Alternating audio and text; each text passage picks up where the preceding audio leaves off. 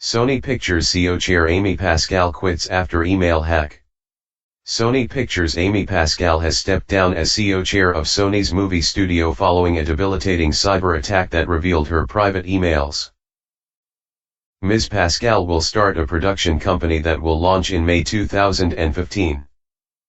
She has already apologized for certain revelations that came as a result of the leaked emails. Last month, Sony condemned the vicious attack, which led it to suspend the release of the film The Interview. "I have spent almost my entire professional life at Sony Pictures and I am energized to be starting this new chapter based at the company I call home," said Ms Pascal in a statement. She added that her transition to a production role had been discussed for some time. "Insensitive and inappropriate. As part of the agreement, Sony will fund her production company for at least the next 4 years, and it will retain distribution rights."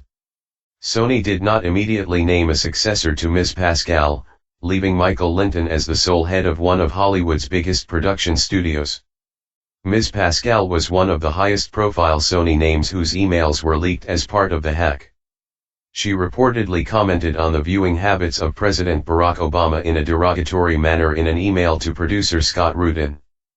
Ms Pascal and Mr. Rudin both subsequently apologized for the emails, with Ms Pascal saying in a statement at the time, "The content of my emails to Scott were insensitive and inappropriate but are not an accurate reflection of who I am.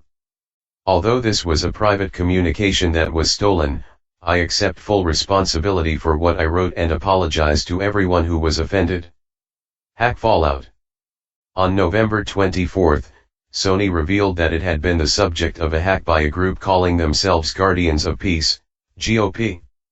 GOP was later traced back to North Korea, who U.S. authorities believe instituted the attack in retaliation for Sony's decision to produce The Interview, in which North Korea's leader Kim Jong-un is killed. The group gained access to the firm's network and stole huge amounts of internal information, including emails and copies of films, such as Annie, that had not yet been released. Although Sony did withdraw The Interview before its planned release, it ultimately made it available to view online and allowed it to be shown at some cinemas. The film made about $15 million, £9.6 million, through downloads alone over its first 3 days of distribution.